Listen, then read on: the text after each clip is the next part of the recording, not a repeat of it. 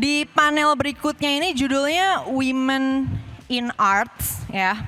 Jadi gue ngundang teman-teman gue yang berkarya, cewek-cewek ini berkarya di dunia industri kreatif, di dunia seni. Ada yang musisi, ada yang illustrator, ada yang content creator. Jadi yang bikin konten, bikin ilustrasi, bikin dan perform music. Gue langsung bakal panggil aja to the stage. Oh sorry, satu lagi ada yang acting juga, aktris, cuman kayak belum nyampe nih orangnya. Jadi kita bakal mulai dengan 3 panelis dulu ya. Kita panggil ke atas panggung dari Fathia Izzati dulu. Kasih tepuk tangan dong. Fathia Izzati. Cia. Dengan band Reality Club. Silakan Cia. Di sini kamu. Kamu angle kanan kan? Kamu angle-nya kan kanan kan? Iya, kamu di sini ya. Jadi kamu ujung kanan. Halo, selamat malam semuanya. Semoga nggak pada ngantuk ya. Ini udah di penghujung acara banget. Iya, kasih tepuk tangan sekali lagi dong buat Cia. Oke. Selanjutnya kita akan panggil ke atas panggung Nadia Nur dulu. Nadia Nur, kasih tepuk tangan dulu buat Nadia.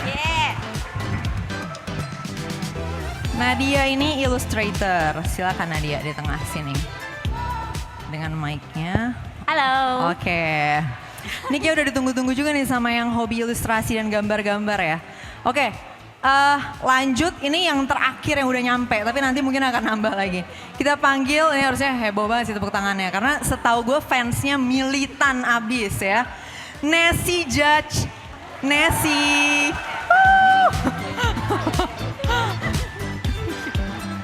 Silakan Nes.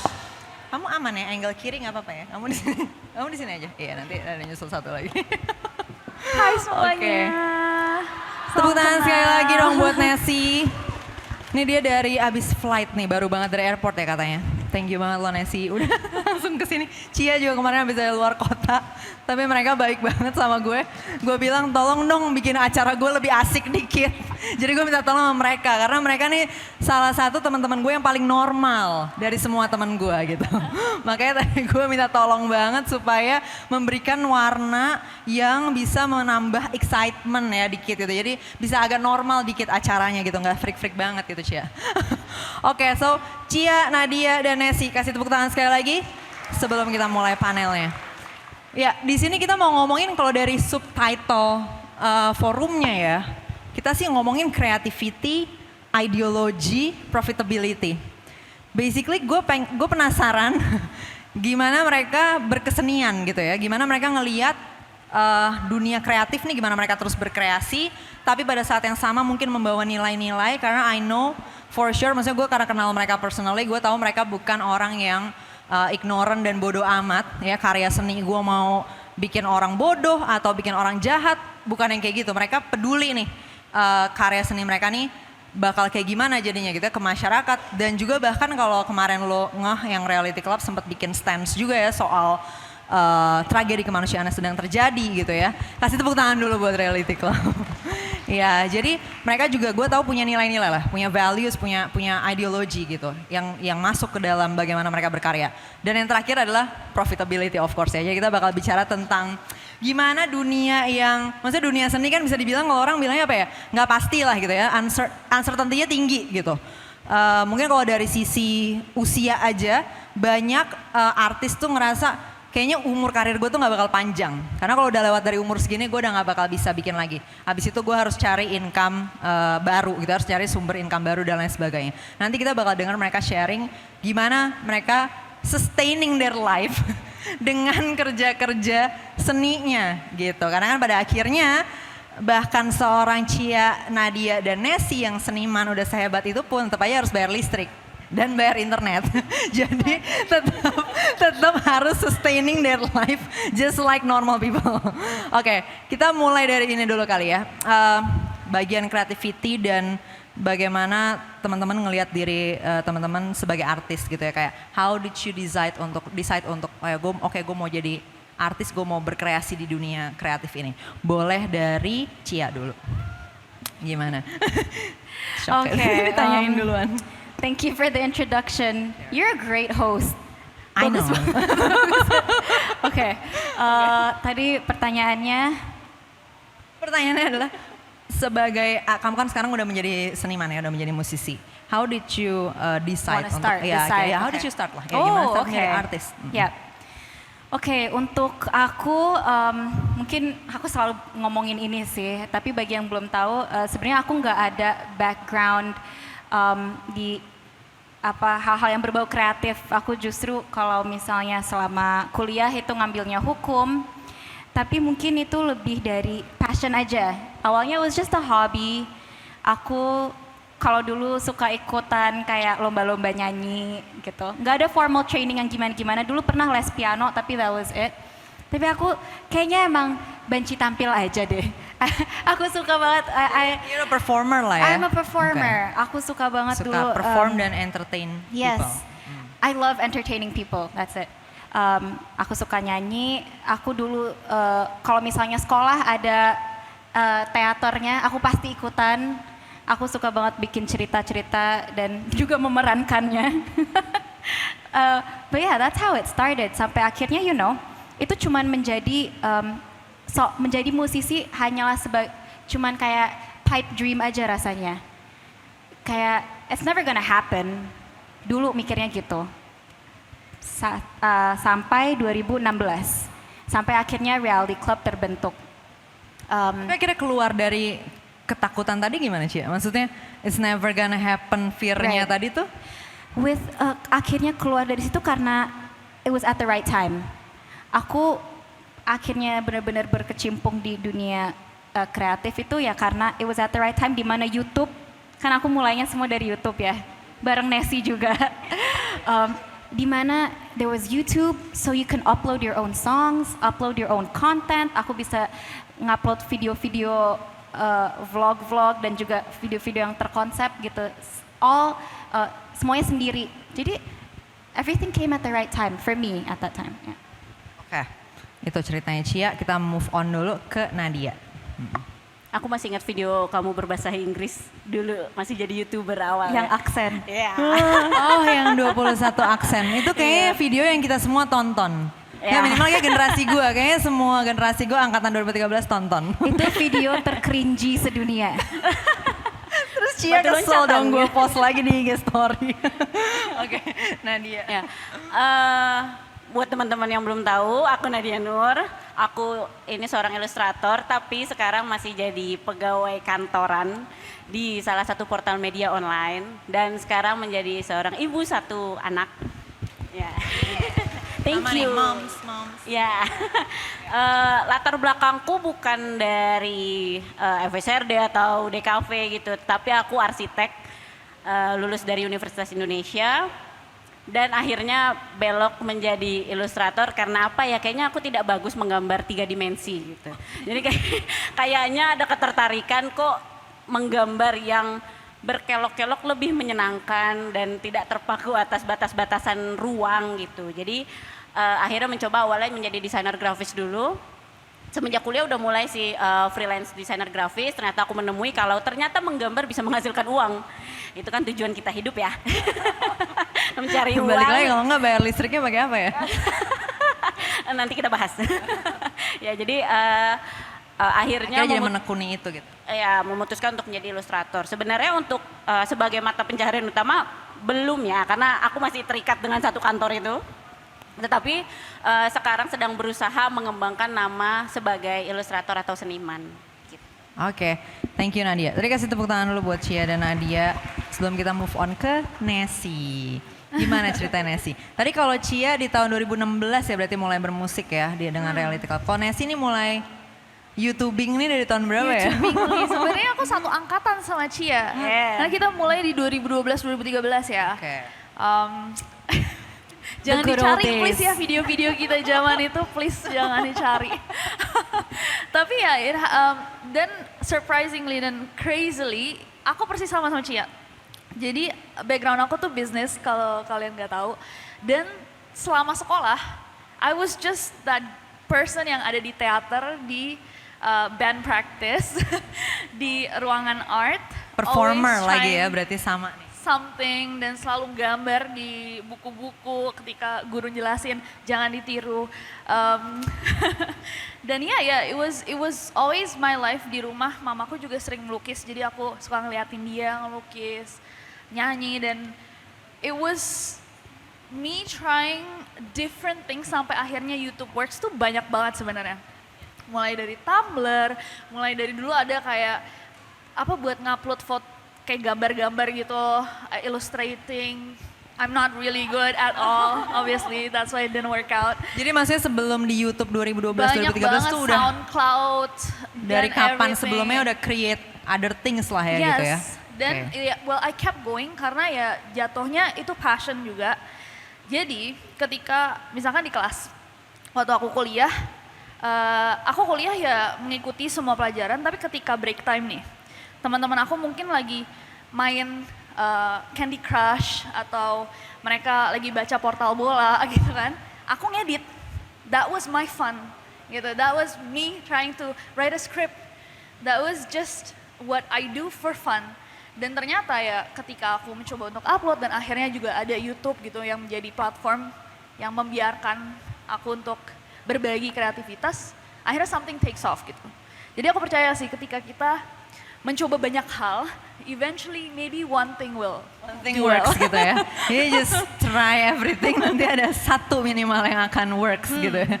Tapi Nesi tadi, sorry penasaran sih, sebelum YouTube tuh berarti nyoba apa namanya, nulis juga ya? Di Tumblr juga? Aku tuh nulis lagu dari aku umur 12 Oh nulis tahun. lagu.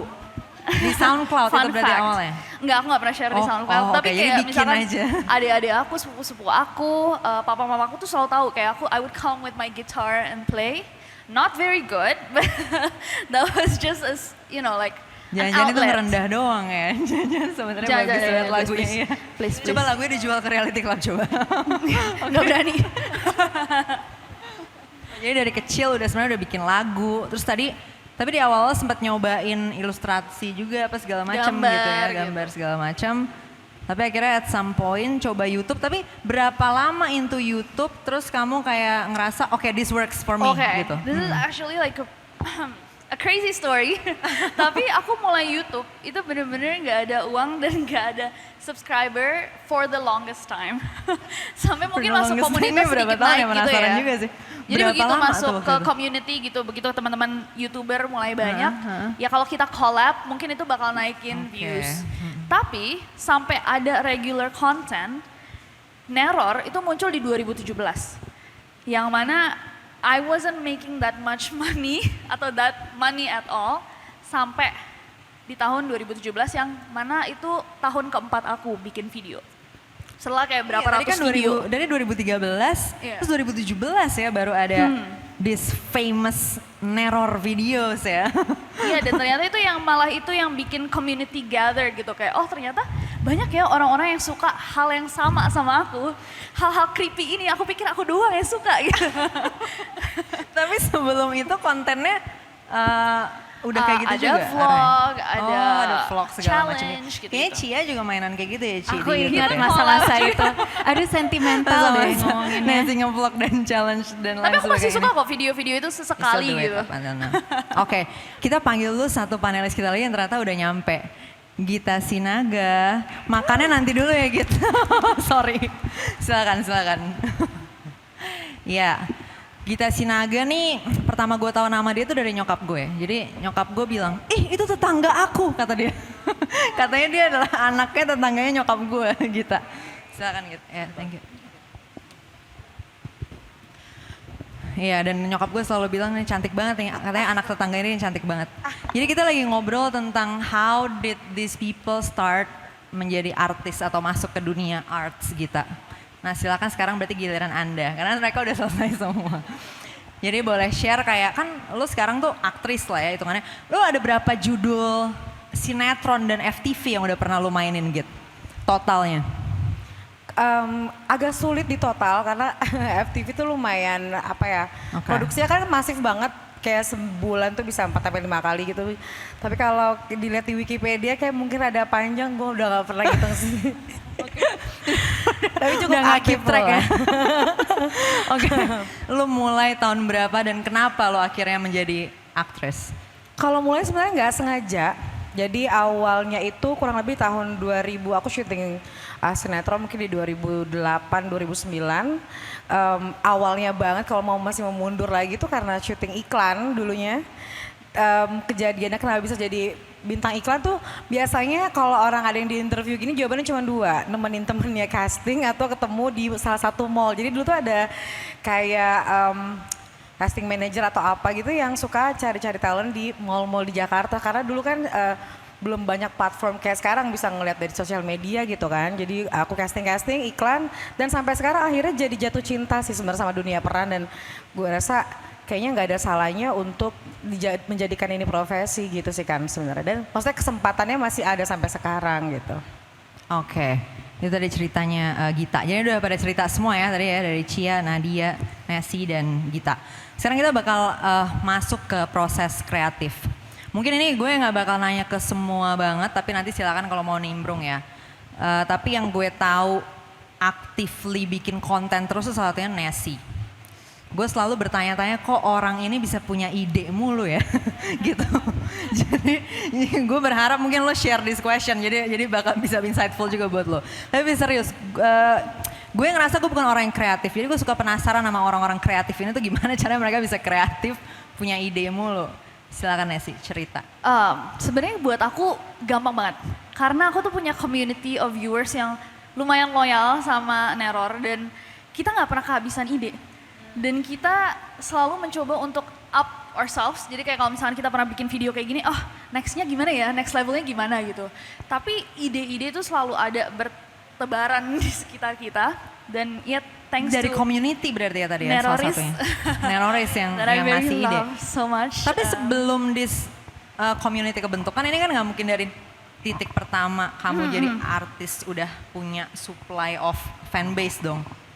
Idenya dari mana tuh biasanya proses kreatifnya? Dari kepala. Maksudnya dari that's it ya? Gue mikir itu ada ide gitu ya. Iya, jadi kayak aku. Tapi gak ada referensi kayak misalnya kamu nonton film atau kamu nonton content creator lain atau apa yang kemudian bisa menjadi Dari referensi semuanya kamu? sih sebenarnya dari kehidupan gitu. Jadi kehidupan. kadang aku tuh dapat supply juice of creativity randomly kan. Kayak tadi aku lagi di airport lagi tiba-tiba aku kepikiran ada cerita bagus gitu. Untuk di retail story-nya ya aku harus diem nulis gitu, bisa sejam setengah aku diem nulis di notes ide-ide kayak gitu dan itu aku yakin a lot of people actually have that too kayaknya kalau misalkan di industri ini. Tiba-tiba aja gitu. Oke, itu kayak waktu itu kayaknya aku pernah lihat videonya si siapa namanya ya? Charlie Puth waktu dia bikin musik. Dia juga gitu, dia lagi di pesawat, terus tiba dia ada nada aja di otak dia. Terus dia rekam pakai voice memo. Enak banget ya bikin duit kayak gini ya. Tiba-tiba aja gitu ada sumber duitnya. Kalau Taylor Swift kan minimal harus relationship dulu. Oke. Hey. Swiftie. Tapi aku yakin pasti Cia juga sama kan? Iya, coba. Pasti Cia randomly mau- jam mau 3 sharing pagi juga ngeliat clock gitu kayak kayaknya bagus deh ini ide gitu kan. Yes. Sama kan? Yes, relatable banget sih jawabanmu, plek seperti itu. Jadi Cia juga gitu sama teman-teman reality club juga maksudnya ketika bikin lagu Yes. just out of nowhere. Jadi kalau proses kreatif di reality club itu semua boleh nyumbang. Maksudnya nggak ada member yang kayak oh dia doang nih yang harus, ya nggak ada. Tapi ya kebetulan aja yang paling banyak nyumbang kakakku Faiz dan aku gitu. Dan prosesnya biasanya kita udah ada duluan tuh. Baru nanti kayak kita pitching ke band. Melodinya kayak gini, liriknya kayak gini gitu. Tapi to come to that song awalnya atau ada lirik atau melodinya, biasanya kalau kakakku kayak mungkin sama deh kayak aku, jawabannya adalah dari life experiences sih. Atau karena nggak semuanya non-fiction, ada juga lagu-lagu kita yang obviously fiction, itu terinspirasi dari film, dari series yang kita nonton, atau dari ketakutan-ketakutan kita, our fears. Contohnya kayak Telenovia itu adalah lagu tentang perselingkuhan. Kakakku nggak pernah diselingkuhin, tapi ternyata that's one of his biggest fear, gitu. So, tapi aku relate banget sih sebenarnya. Kayaknya kalau aku tapi voice memo. Aku misalnya lagi kepikiran Nada ya, nada. Nada atau enggak usually align karena aku malah sering kali dari puisi yang aku translate ke lagu, bukan dari melodi dulu biasanya, tapi misalnya aku lagi kepikiran saat ya I'm very lyric based. Liriknya duluan baru nadanya ternyata Iya, kalau lirik Cia. banget. Jadi aku gitu misalnya 5 detik atau 10 detik gitu. Terus tiba-tiba numpuk aja, sekarang kayaknya ada 1000-an lebih tadi. Sama. Nggak. Notes aku Yeah, isinya ada right. 13.000. Oh my gosh, I think yeah. maybe something is wrong with my, I don't know. 13.000 notes. Iya, Nessie. Kadang Nah. lupa untuk balik sih ke situ. Oh, jadi kayak Lewat aja. udah itu udah kayak numpuk aja tuh ya di storage, nggak tahu tuh udah nggak tahu tuh idenya ada nggak yang sebenarnya bisa di work on. Tapi ya udah dari beribuan notes itu akhirnya ada yang ke produce gitu kan. Akhirnya ada ide-ide yang oke ini bisa diproduce dan bisa jadi gede. Nadia sama Gita mau nambahin mungkin urusan proses kreatif ini? Aku karena bentuknya juga maksudnya karya yang bisa dipending dibuatnya ya. Jadi mungkin relate sama Nessie sama Cia juga. Tapi aku bentuknya menggambar tuyul. Menggambar tuyul. Jadi, Oke. misalnya Gimana nih tiba-tiba- konsepnya nih Nadia? Iya, lagi jalan-jalan melihat sebuah komposisi yang kok kayaknya enak ya digambar.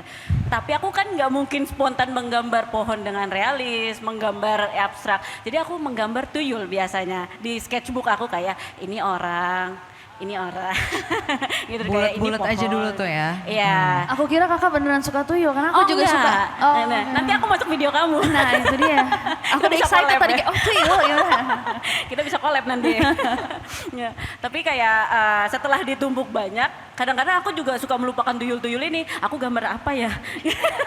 Kadang gitu. Iya, tapi setuju banget soal pengalaman keseharian itu memang menjadi inspirasi terbesar. Kayak misalnya kemarin aku menggambar sendiri untuk ilustrasi undangan nikahku. Dan itu lumayan diapresiasi banyak di sosial media. Itu sebenarnya datangnya dari aku dan suamiku punya kebiasaan share lagu bagus gitu. Termasuk lagu kamu juga loh kayak pas pacaran. Terus kayak gimana ya cara menggambarkan ini jadi aku mau gambar aku dan suamiku aja sebenarnya saat itu. Dan akhirnya aku bikin ilustrasi kami sedang tiduran di kasur sambil dengerin headset yang talinya berbentuk hati gitu. Terus kayak oke, aku masukin beberapa lirik lagu. Jadi boom dijadikan ilustrasi undangan. Oke, Gitu. thank you Nadia.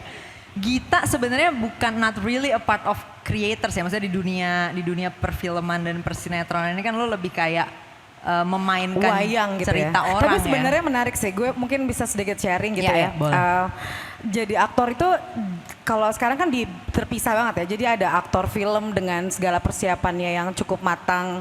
Mereka observe, mereka punya karakter misalnya jadi polisi gitu. Mereka punya waktu dan diberikan untuk itu gitu. Tapi kalau yang gue lakukan ini kan di media yang di media TV yang sebenarnya kerja tuh harus cepet gitu loh.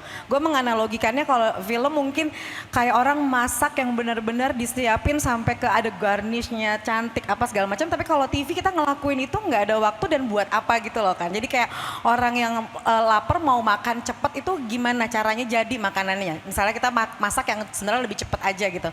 Proses pengerjaannya dari A sampai Z-nya itu harus cepet banget kan.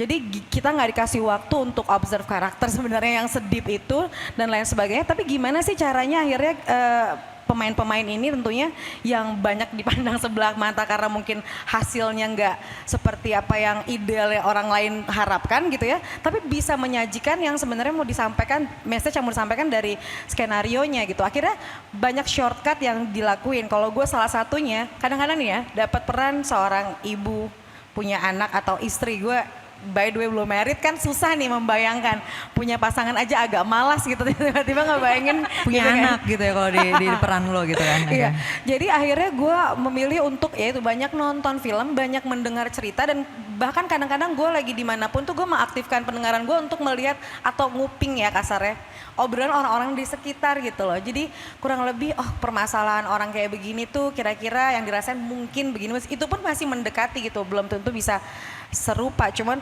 artinya kalau tidak ngelakuin itu dan masa ditambahkan dari apa yang pengalaman kita melihat juga gitu ya, baru bisa menjadi si karakter-karakter yang diinginkan dalam waktu secepat-cepatnya. Paling itu sih yang gue lakuin. Oke, thank you Gita. Kita coba masuk ke urusan values-nya ya. Tadi kan udah proses kreatifnya. Nah sekarang gue pengen ngobrol dari sisi kayak apakah para panelis ini punya ideologi lah gitu dalam berkesenian. Karena kan kita tahu ya kalau di dunia painting tuh lukisan-lukisan yang sering meledak di mana-mana tuh biasanya si artisnya ternyata punya message gitu ya. punya ya gue emang berkarya konsepnya kayak gini gitu dan bisa extremely different, bisa beda banget dengan si pelukis yang lain gitu. Ideologinya. Nah, boleh mulai dari Nessie dulu deh. Kenapa aku terus ya? Kenapa? Cia dulu nih, Cia. Kan tadi Cia pertama soalnya, jadi kita Iya, sekarang oke, kita rolling, oke, kita oke, rolling, oke. kita rolling. Cia mau mikir dulu soal jawabannya apa. Tadi kan Oke. ditembak. Kalau aku sendiri sih sebenarnya when it comes to content ya, kalau kita ngomongin video-video aku, yang aku tanemin ketika kita lagi proses riset atau bahkan ketika aku mendeliver material yang udah disiapkan itu untuk mengedepankan curiosity, jadi rasa penasaran. Karena hal-hal yang selalu aku omongin adalah hal-hal yang benar-benar menarik buat aku. Jadi melihat sesuatu tuh aku suka ketika itu konten, ketika itu, apalagi kan kalau misalkan bahasan-bahasan aku sedikit serem ya, mau dari dunia supernatural atau bahkan true crime, aku mencoba untuk memberikan different perspectives dari semua sisi, dari apa yang bisa kita percaya dan apa yang enggak. Kalau terus terakhir selalu aku lempar, kalau kalian percaya atau tidak, kita boleh diskusi bareng-bareng. And I think that's the baseline of every content that I make. Berarti gimana sparks curiosity untuk orang mungkin bisa dig further juga abis itu ya? Iya, karena menurut aku banyak sebenarnya storytellers yang memberitahu, tapi nggak mengajak diskusi. Dan semua yang dia beritahu itu terdengar seperti fakta, padahal ketika kita mendeliver apalagi sesuatu yang lebih sensitif kayak teori konspirasi, nggak bisa, itu berbahaya banget untuk kita berikan sebagai fakta. So it's very important to tell you kayak inilah yang dipercaya sama orang-orang, tapi ada yang debunk juga loh bilang kayak gini, kalau kalian percayanya yang mana? Lebih masuk akal yang mana? Gitu. Iya ya, gue sempet nonton juga beberapa kontennya Nessie, biasanya dia kayak gitu sih, jadi dia kayak ngasih tahu, dia emang nyeritain suatu teori konspirasi tentang sesuatu, kemudian dia akan bilang bahwa ini ada juga yang skeptis sama ini, dan skeptisnya karena gini gitu. Jadi emang biasanya di ujungnya bisa ditanya balik ke yang nonton, well menurut lo gimana gitu ya, maksudnya apakah si teori konspirasi ini memang make sense atau Iya. kayak likely bener atau justru enggak deh, kayaknya enggak gitu ya. Dan aku selalu kasih disclaimer bahayanya percaya sama teori konspirasi tuh. Oh jadi ada disclaimer ya? Ada Gua malah nggak disclaimer ngerti. Itu ya. tuh sampai diomongin Nggak di depan dipasang ya? di depan Oh, video dipasang bahwa di ini video. adalah teori konspirasi. Oke. Oke, itu Nessie. Sekarang kita coba ke Nadia. Ada ini nggak dalam ilustrasi-ilustrasi ini ada message yang dibawa atau kayak ada stance yang gue nggak mau kalau gambar buat ini misalnya? Preferensinya sebenarnya tidak mau menggambar laki-laki sih.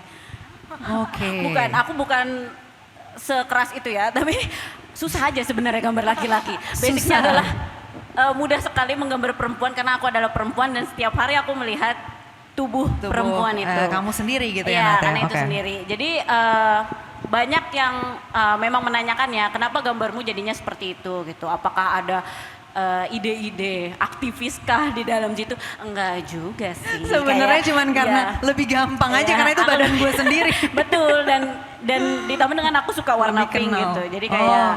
ya udah aku terus merepetisi itu sampai akhirnya menjadi identitas karyaku sendiri gitu.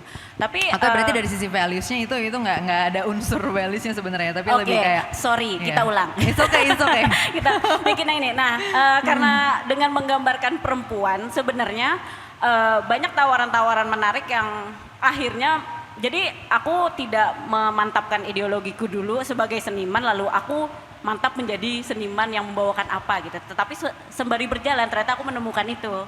Jadi kayak aku terus berkarya dulu sampai pada akhirnya oh kayaknya kita membawa isu-isu soal perempuan menarik dan banyak juga yang butuh butuh wadah untuk bersuara juga kayak gitu.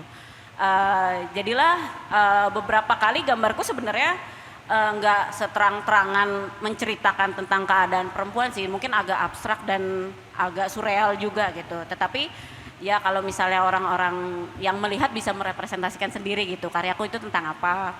Tapi mostly akan membawakan perempuan dan berangkatnya misalnya dari hal sepele ya, kayak kemarin aku menemukan fenomena pas aku baru melahirkan, aku vakum lumayan lama untuk berkesenian.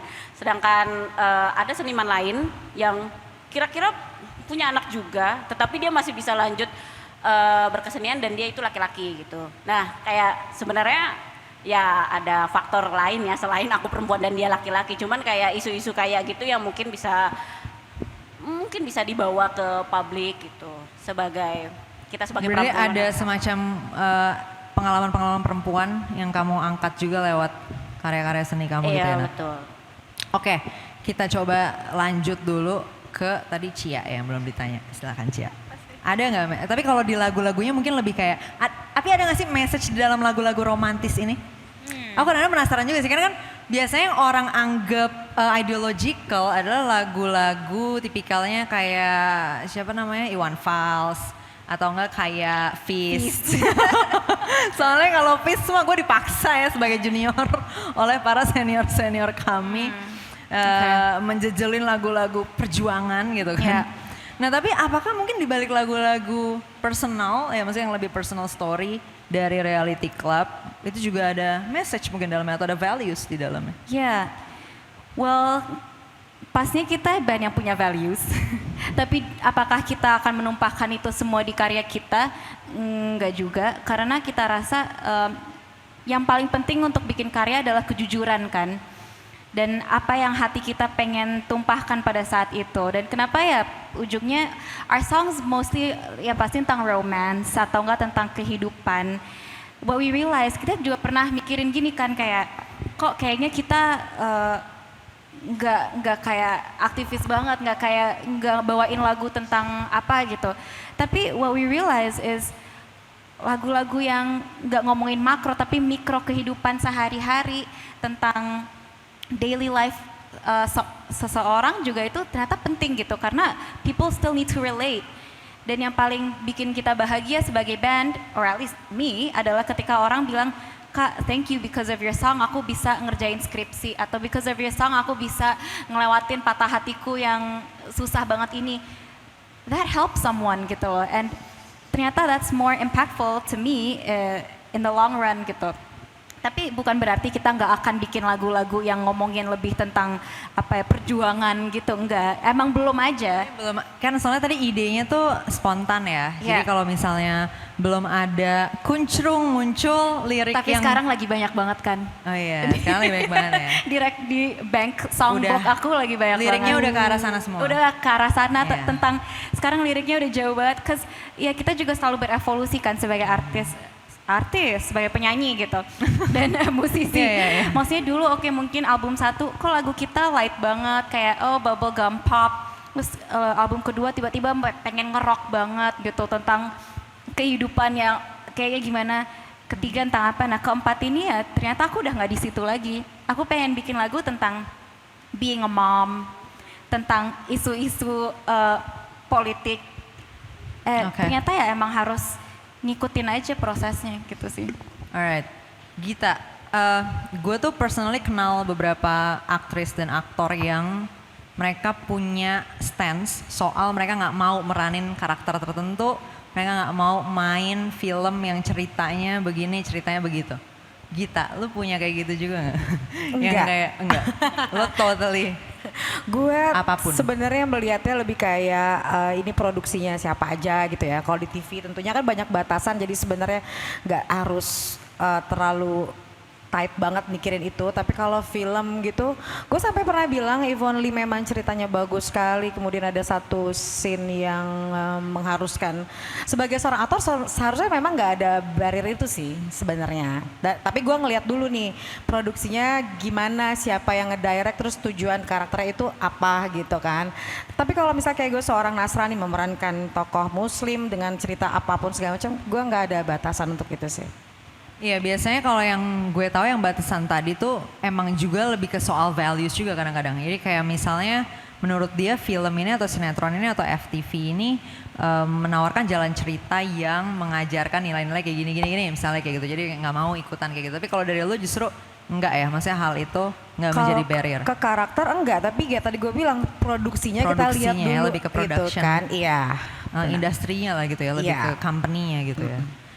Apa tuh nilai-nilai itu gitu ya, maksudnya menjadi filter lo. Misalnya kayak gue bakal ngecek ini dari productionnya untuk memilih kerjasama dengan production itu.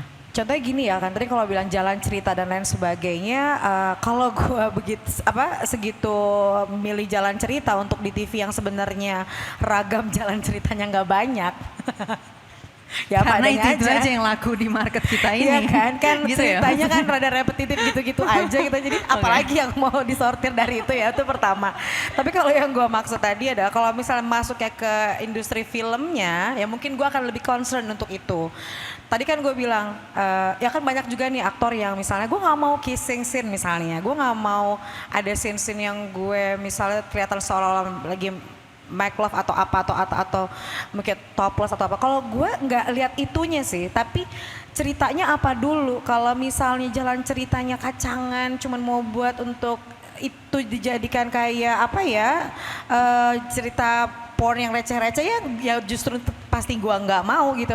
Tapi kalau memang kondisi scene-scene yang agak ekstrim itu tujuannya atau backgroundnya memang harus begitu, dikerjainnya juga sangat profesional, why not?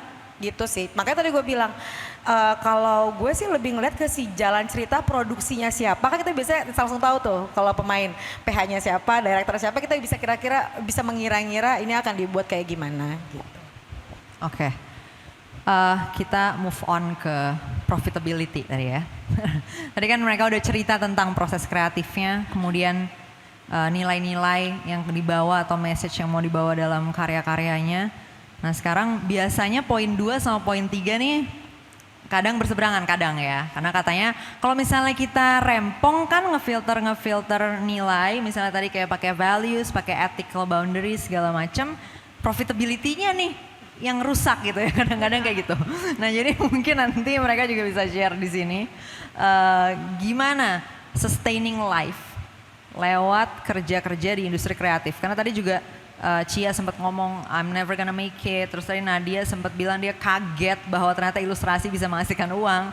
Nah mungkin banyak juga di sini yang masih mikir bahwa kayaknya jadi artis tuh not an option deh gitu. Nah mungkin kalian sebagai yang sudah make it as an artist bisa sharing gimana berjibakunya dan kemudian berstrategi menghadapi segala challenges itu untuk kemudian ini bisa menjadi pekerjaan source of income yang cukup stabil dan cukup menjanjikan lah gitu. Boleh dari Gita dulu sekarang. Iya, kalau Gita mungkin orang-orang nggak pada bingung ya, tapi coba gimana gitu? Ada nggak? Ada challenge nggak di dunia peraktrisan ini? Pastinya ada challenge-nya tuh banyak sekali karena setiap saat kayaknya sekarang ya gitu muncul pemain baru yang mungkin lebih bisa dinegosiasi gitu kan. Yang penting mereka muncul dulu segala macam.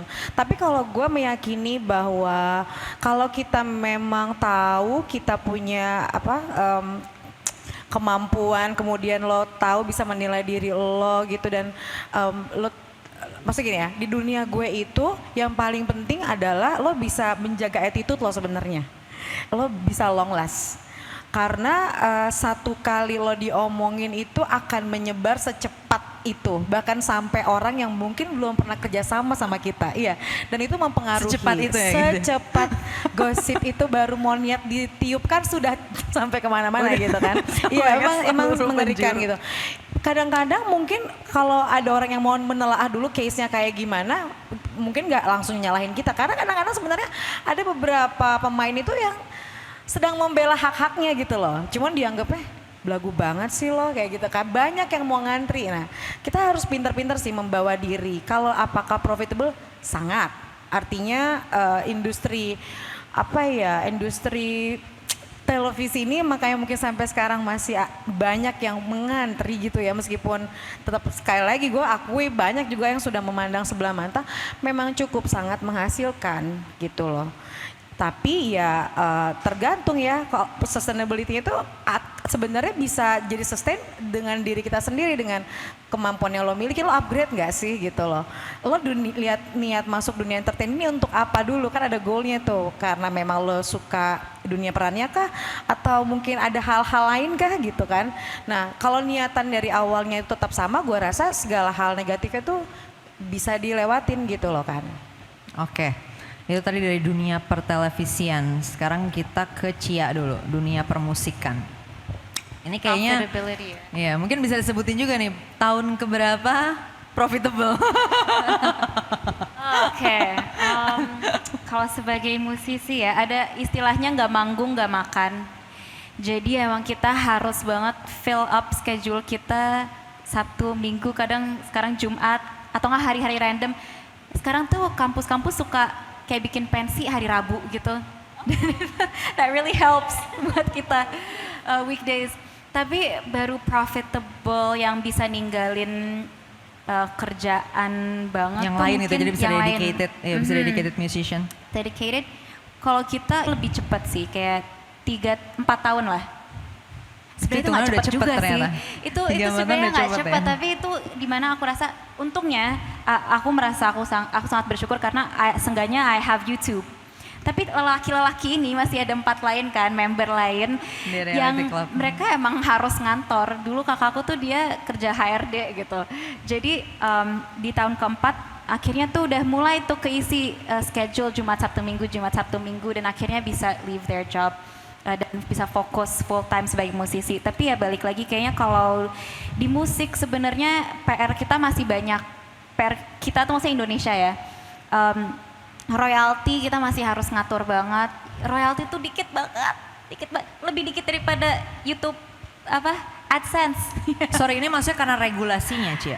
Atau Karena I think it's just atau market emang price-nya atau DSP. apa gitu maksudnya? Jadi Indonesia itu kita lebih rendah dibanding misalnya ada yang mainin, kita misalnya ada fans yang mainin lagu kita di Amerika, itu kita dapat lebih banyak.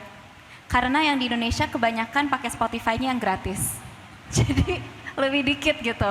Which is sad kan, sedih banget. Jadi makanya kenapa kamu lihat pasti kok ini lagi sih yang main di line up pensi, ini mulu gitu ya. Karena mereka butuh itu jujur aja. Apalagi Karena source of income dari kayak source of misalnya tadi income. plays yang dari platform kayak Spotify segala Yes. macam tuh kita hitungannya masih rendah lah. Masih rendah. Dibandingkan dengan misalnya negara-negara lain yang udah lebih banyak premium usersnya gitu ya. betul. Kayaknya YouTube juga gitu deh, karena YouTube juga selalu pakai premium users kan. Jadi kayaknya Ya pendapatan masih PR itu Indonesia kan. juga. Ya. Tapi kalau ngomongin ideologi kan, maksudnya kita cukup we're very idealistic dalam membuat lagu. Kita sebenarnya tahu kita pasti ada data kan, ada data what works, what sells, tipe lagu yang kayak gimana yang disukain orang yang pasti akan dapat plays banyak. Tapi pasti kita harus sesuaiin dulu sama is that really us? Apa kita pengen bikin itu misalnya anything you want, boom gitu. Sebenarnya kita bisa aja bikin anything you want part 2 gitu, tapi mau apa enggaknya. Jadi ya sebenarnya aku rasa kita bisa tetap berpegang teguh ke idealisme kita, tapi kita harus ada 2 topi. Saat membuat lagu, saat lagi harus masak lagu dan harus jadi kreatif, jadilah sepenuhnya 100% seniman. Tapi ketika kita udah selesai, kita harus bertanggung jawab sama karya itu dan pakai topi bisnis. Berarti kita harus jangan malu-malu, apalagi buat kalian yang mungkin mau berkecimpung di dunia kreatif.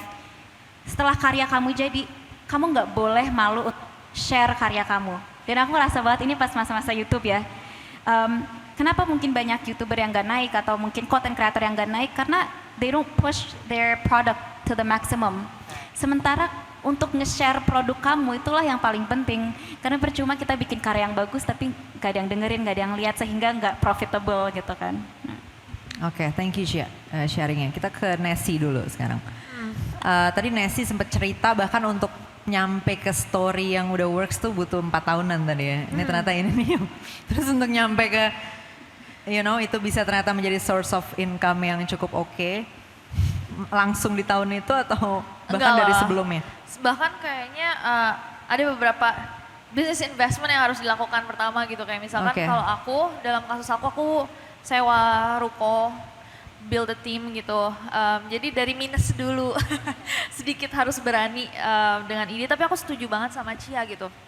Kayak ketika kita membuat karya ya paling kepentoknya itu sama malu biasanya orang. Kayak aduh ini kayaknya nggak sebagus dia deh gitu. Tapi orang-orang tuh lupa gitu loh bahwa kita nggak bisa bandingin step 1 kita sama step 20 orang. Karena yang kalian lihat misalkan oh YouTuber ini kameranya bagus, videonya ini. Itu setelah dia bikin ratusan video mungkin dia bisa invest itu. Jadi penting banget untuk punya 2 topi yang kayak tadi Cia bilang. Setuju banget. Tapi ada gak sih momen dimana kayak misalnya kamu udah punya ide dari hasil proses topi senimannya. Tapi pas sudah dilihat, kayaknya kalau gini nggak revenue making deh. Jadi nggak usah dikeluarin misalnya. Atau kamu tipe yang kayak Enggak, aku just go lempar ahead, aja sih. lempar aja Aku bahkan ya. punya lagu yang kayaknya viewsnya cuma 100.000 gitu. Kayak ya udah pokoknya, tapi itu lagunya kayak a little bit of self help dan semua komennya kayak berterima kasih sama lagu itu dan aku ngerasa oke, berarti it serves its purpose. Mau cuma 100.000 orang yang denger ini. That's already It kayak serves its purpose. ya udah that's enough gitu. Itu udah It's cukup, enough. udah worth, udah Dan aku menjadi ngerasa membuat kayak itu udah worth it. itu keluar karyaku yang itu, it's time to move on to the next one. Tapi I must say kalau misalkan ditanyain kayak tentang profitability ya, dulu tuh di awal-awal bikin konten horor ya, ada beberapa yang ngasihin aku masukan. Bilang bahwa tipe konten horor aku itu tidak akan menjual. Karena aku cuma ngomongin. Kayak aku cuma ngomongin, aku cuma membahas, bahkan aku nggak punya sixth sense atau indigo. Kamu bukan indigo gitu ya. Dan aku dikasihin masukan untuk pergi apa namanya penelusuran. Jadi pergi keluar untuk cari hantu dan Berburu hantu lah ya. Stage fake ghost. Jadi kayak nanti pura-pura aja ada hantunya. And I was Pura-pura like, ngeliat sesuatu gitu ya. iya, tapi itu hal yang walaupun aku yakin pasti menjual gitu kan. Tapi it just doesn't feel right and that's not what I like. Dan ternyata ketika aku mencoba neror pun yang suka juga banyak gitu.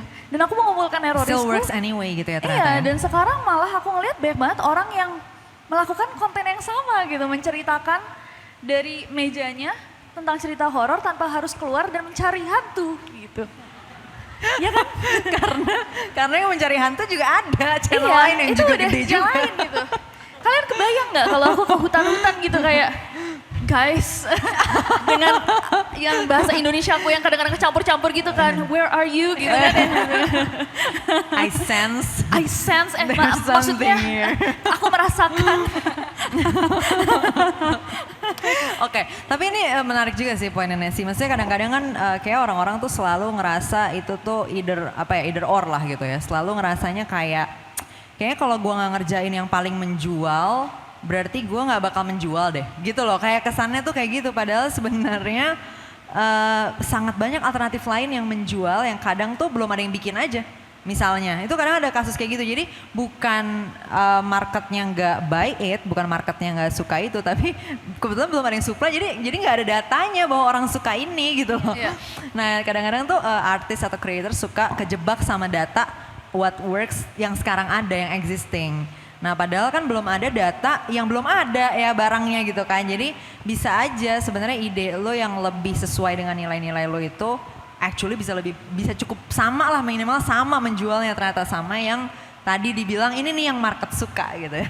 If you believe in yourself sometimes, you know, katanya beberapa orang bilang it always sounds crazy until it's done. Yes.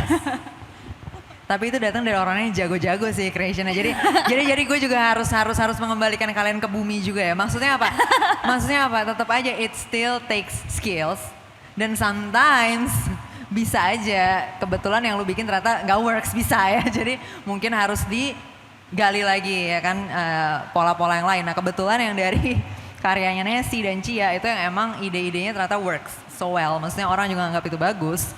But we cannot say bahwa semuanya bakal. Tapi dari banyak yang nggak works dianggap juga bagus. kan? Iya. Sebelum-sebelumnya, Trial of and course. errornya juga lah ya. Trial and error. That's also one thing yang dari tadi juga gue pengen highlight sih bahwa I think dalam proses kreatif tuh emang apa ya, keluarin aja dulu semua idenya gitu ya. Brute force lah gitu ya, keluarin dulu semua ide. Kalau misalnya ini works, lanjutin gitu. Ini nggak works, oke ganti gitu ya, improve. Betul. Cia mau nambahin? Aku mau nambahin, Boleh.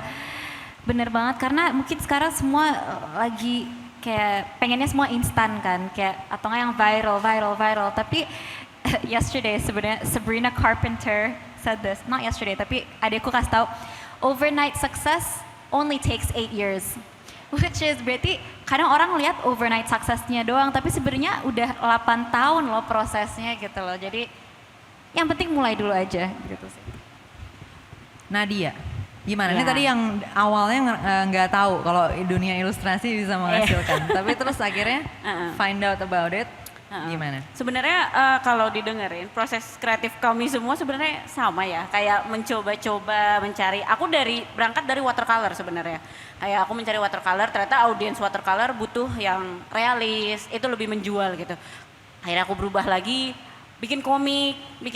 Ternyata ya aku lucu sih, tapi nggak lucu-lucu banget ternyata. Terus akhirnya bikin vector art, oh ternyata nggak cocok gitu. Sampai akhirnya ketemu style yang sekarang dan itu kurang lebih sekitar 7 tahun baru ketemu dan akhirnya aku berani mengkomersilkan karyaku gitu. Dan itu juga nggak serta-merta, mungkin berkarya itu satu aspek yang pasti diketahui orang ya, kayak untuk menjadi seniman harus banyak-banyak berkarya. Cuman ada satu hal yang penting itu mungkin networking. Kayak orang bisa aja memilih kita karena dia kenal sama kita atau oh dia karyanya bagus gitu. Terus apalagi dengan ini ya jadi content creator juga kebetulan itu sangat membantu. Walaupun aku seniman, aku juga bisa bikin satu konten yang meng-highlight karyaku itu seperti apa. Aku bisa bikin work in progress aku kayak gimana bisa jadi bikin satu konten gitu. Dan akhirnya bisa dikomersialisasikan. Terus sama ini aku juga ada ketakutan kayak Kak Gita, ada pendatang baru. Ya kayak itu kan pasti kayak ada pendatang baru gimana nih kalau misalnya gambarku jadi nggak laku lagi dan red cardnya lebih murah. Kayak aku tuh karena udah ngerasa tua jadi mahal aja gitu. Tapi tenang aja kalau misalnya udah punya gaya sendiri pasti orang akan nyari kita gitu. Jadi kayak tetap percaya kalau kita akan bikin yang terbaik. Oke, kasih tepuk tangan dulu. Kita masih ada waktu sekitar mungkin 10 menit. Jadi gue akan coba ambil pertanyaan dari penonton. 1, 2, oke 2 dulu ya, bentar ya, 2 lagi. Sure. Halo semuanya, pertama-tama mungkin aku mau curhat dikit boleh kali ya Kak? Dikit aja. I would like to, yeah sure, mau personally thanking Kak Nessy karena kayak your videos really help me and my family to like mend our relationship if anything. Malah kayak make it as a family tradition. Jadi kita biasa kalau pulang kampung nonton bareng terus diskusi gitu. So cute. Aku merinding sebadan. Oke, go to the questions. Aku mungkin dari yang tadi udah disebutin sama panelis-panelis di sini, aku mau tanya ke semuanya. Dan aku bisa ambil mungkin benang merahnya itu selain passion, tapi juga persistence. So what I want to ask is that mindset apa dan tools apa yang mungkin kakak-kakak di sini pakai buat persistence. Itu aja sih dari aku. Tadi satu lagi yang di sini, oh oke.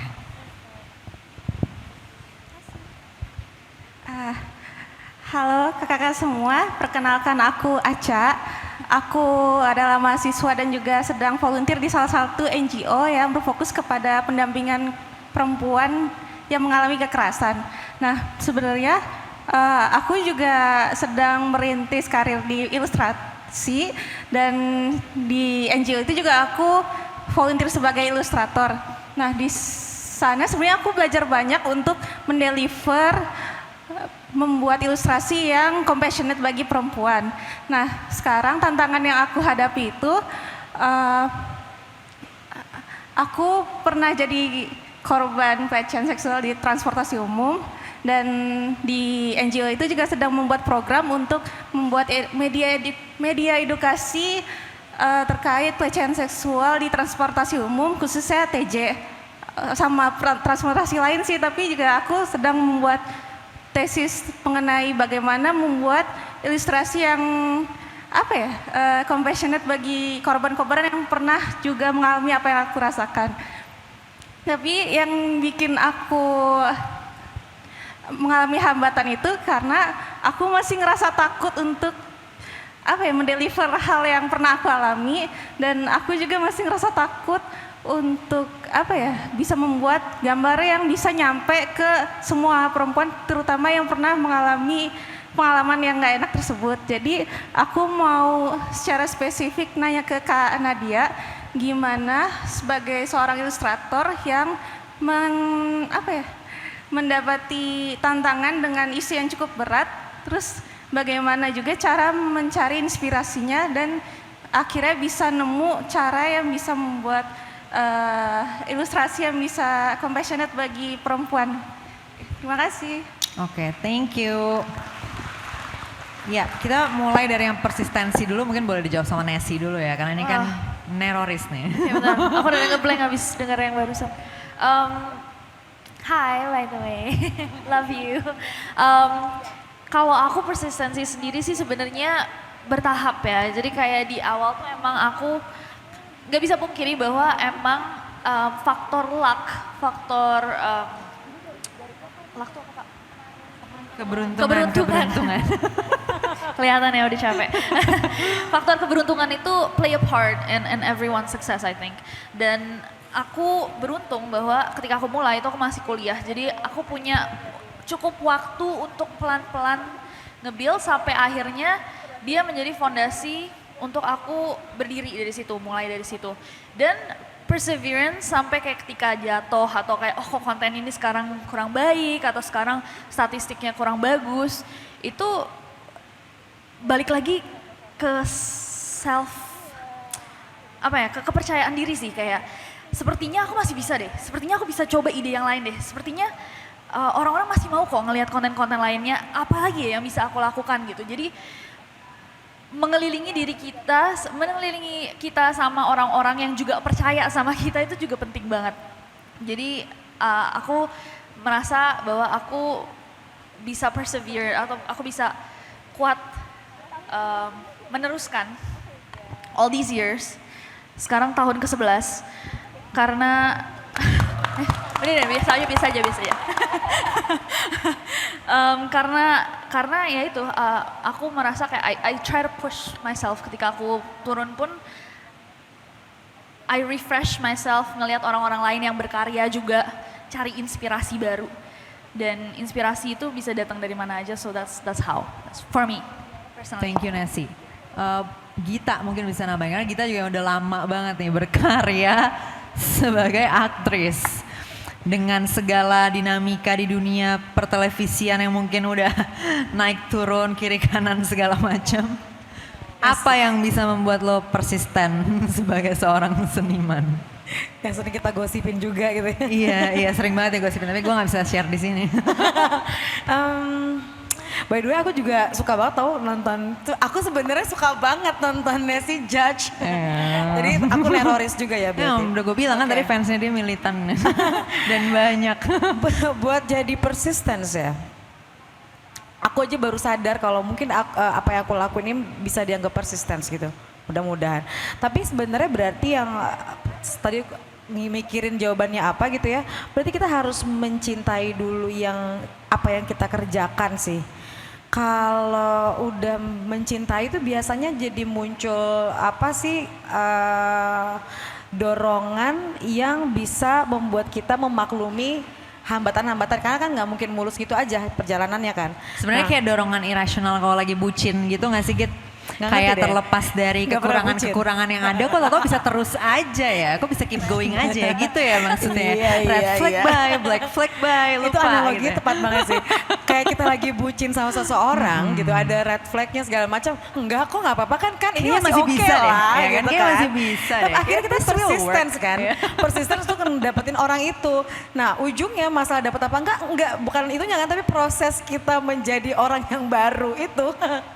Itu yang sebenarnya akhirnya membawa kita ke ujung jalannya. Jadi yang pasti harus jatuh cinta dulu. Dan benar banget tadi kata Nessie, faktor luck itu memang sangat berpengaruh juga sih. Sampai orang pasti tetap ada di jalan yang sama bertahun-tahun.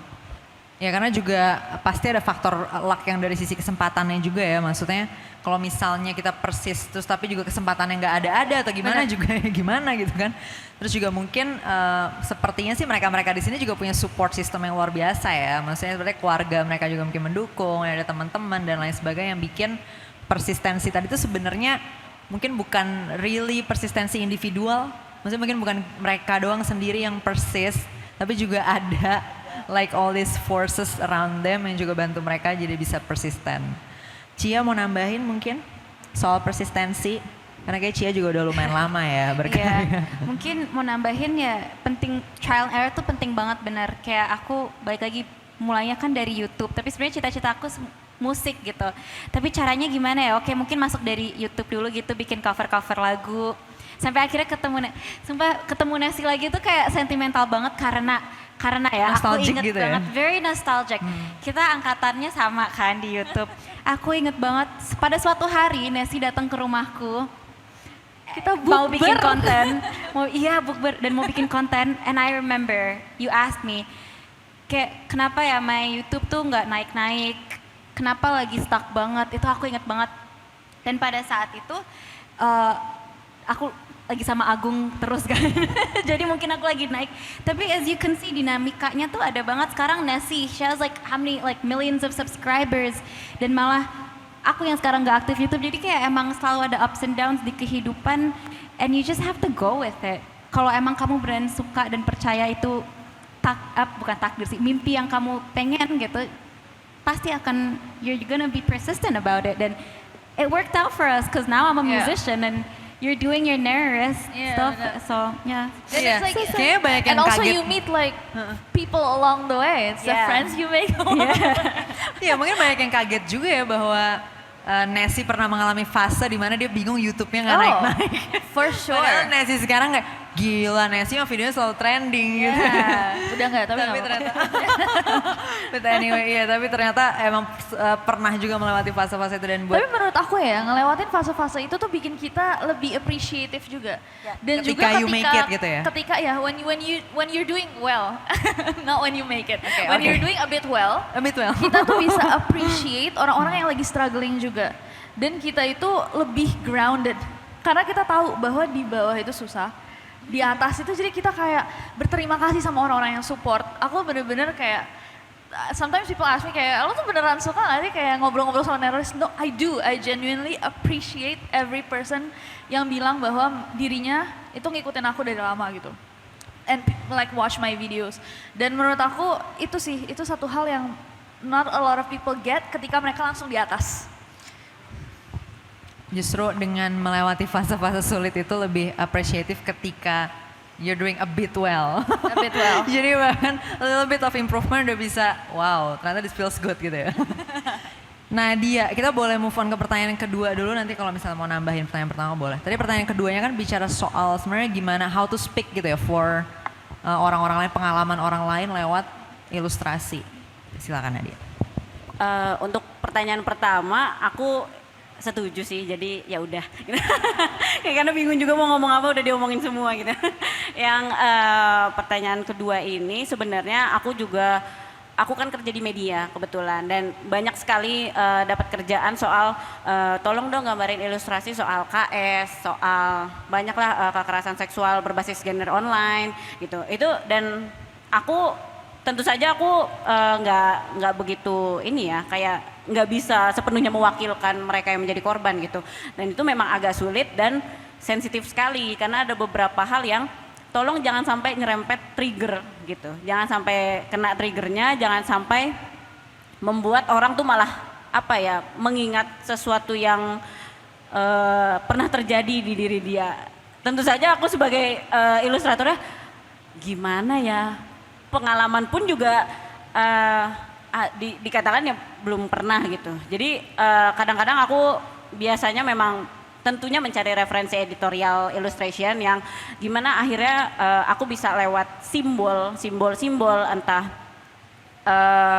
simbol yang spesifik terhadap kasusnya atau gimana, tapi tetap orang-orang tuh tetap mengerti kalau aku sedang berbicara tentang itu di dalam ilustrasiku, dan aku tetap menambahkan identitas. Karena kalau misalnya mungkin teman-teman pernah lihat karyaku itu banyak sekali bunga dan dedaunan, rerumputan yang menjalar-jalar gitu. Jadi mungkin aku memberi kiasan dengan hal-hal yang sering aku gambar gitu. Jadi mungkin ilustrasinya memang menyatakan soal sebuah isu yang sangat berat, tapi kalau bisa masih bisa dinikmati secara visual, dan semoga tidak nge-trigger seseorang yang telah menjadi korban. Oke, mudah-mudahan menjawab ya tadi buat yang mau jadi ilustrator. Terakhir, yang lain mau ikut nambahin juga soal how to speak for other people's experience lewat karya seni kalian? Ada? Kalau aku boleh tambahin mungkin Ya. kalau misalkan tadi masih menjadi sebuah struggle untuk diri kamu, prioritasin diri kamu dulu sih. Menurut aku, I think it's very nice, kayak sangat-sangat mulia ingin berbicara untuk orang lain, tapi kalau misalkan itu masih bukan sesuatu yang bikin kamu nyaman, make sure that you put yourself first before anyone. Oke, thank you. Kasih tepuk tangan dulu buat panelis. Karena waktunya udah habis, mungkin closing statement aja, bisa call to actionnya apa mungkin yang mau dikasih ke orang-orang. Maybe ya, I don't know ya, misalnya kalian punya, udah bodo amat message-nya habis ini beli tiket konser gue atau apapun ya, terserah. Pokoknya gue mau kasih space aja nih buat closing statement, terserah mau kasih kutipan bijak, mau kasih takeaways, mau kasih call to action. Subscribe channelnya Nessie, terserah. Boleh dari Gita aja ke sini ya, silakan Gita. Mungkin dari ujung ke sana juga sempat mikir ya gue. Kayak dari Ya, udah Gita. Soalnya tadi pertama udah dikagetin Cia. Oh iya. Jadi gantian sekarang dikagetin Gita. Loadingnya lama ini soalnya, tapi mungkin nggak ada quotes bagaimana ya, tapi karena di sini mostly perempuan, gue rasa sekarang tuh perempuan punya akses yang jauh lebih banyak untuk menjadi apapun yang kita mau. Gak boleh terbatas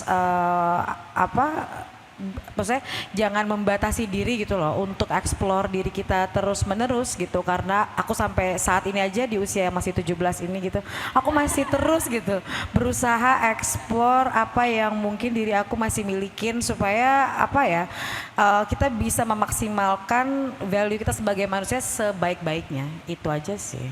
Tepuk tangan buat Gita. Nessie. Aku setuju sih, untuk Kartini modern cie. Believe in yourself. I know this sounds cliche, tapi terkadang ya siapa lagi yang mau percaya sama kita kalau kita sendiri belum percaya sama diri kita. Dan aku juga ngerasa bahwa sebenarnya sekarang perempuan punya edge yang luar biasa, banyak, besar, dan terkadang kita cuman kepentok sama orang-orang yang bilang sama kita, mestinya perempuan gak usah gini, mestinya perempuan gak usah mencoba, atau udahlah ikutin saja alur yang sudah ada. Tapi I think kayak tadi kita sempat bilang juga kayak it's all sounds crazy sampai seseorang bisa melakukannya dan kalian kayak, kayaknya saya juga bisa sebenarnya gitu. Jadi daripada you're left wondering kayak apakah dulu mestinya saya bisa atau enggak, ya coba aja. There's no harms in trying. Dalam kapasitasnya dan cherish one another, karena kayak aku ngerasa juga sama Cia, ini TMI sih sedikit, tapi ketika aku lagi di lowest point pun aku ingat sama Cia, dan Cia waktu itu adalah salah satu orang yang bantu aku juga. Jadi I think the friends you make along the way, the girls you meet along the way are very important in your life. Jadi sebagai seorang Kartini modern, cherish one another. Tepuk tangan dulu buat Nessie. Be a girl's girl. Nadia. Kayaknya karena kemarin hari ini aku habis dari pameranku di Senyawa Space, kebetulan pertanyaannya cukup sama kayak closing statementnya apa nih, aku kasih template aja boleh ya. Selamat Hari Kartini teman-teman, selamat Hari Perempuan, ayo kita sebagai perempuan menselebrasikannya. Terima Tepuk tangan kasih. buat Nadia. Terakhir, Cia, silakan Cia. Jangan lupa dengerin Reality Talk, nggak deng. Kalau itu sih gue juga setuju ya. Jangan lupa follow Instagram aku ya. Nggak, sama selamat Hari Kartini, dan paling buat penyemangat lagi nih di akhir-akhir, just do it. The first step is always gonna be the hardest step. As always kan, mau ngerjain apa, ngerjain skripsi, kayak ngerjain apa, pasti untuk mulai itu susah. Mau S2 juga susah. Tapi di awal-awal doang pasti once you get the ball going, ya semoga semuanya pastinya dengan usaha semuanya akan berjalan lancar. So dream big. It gets easier lah ya. It gets easier along the Keep the way. ball rolling. Oke. Tepuk tangan dulu buat Cia. Thank you banget Cia, Nadia, Nessie, Gita udah jadi panelis, dan actually thank you for being my friend. Really appreciate it. Karena mereka jauh lebih normal dari gue, tapi somehow bisa jadi temen gue juga bingung. Kita foto dulu ya guys. Please fotografernya boleh maju ke sini, nanti kita foto bareng penontonnya juga.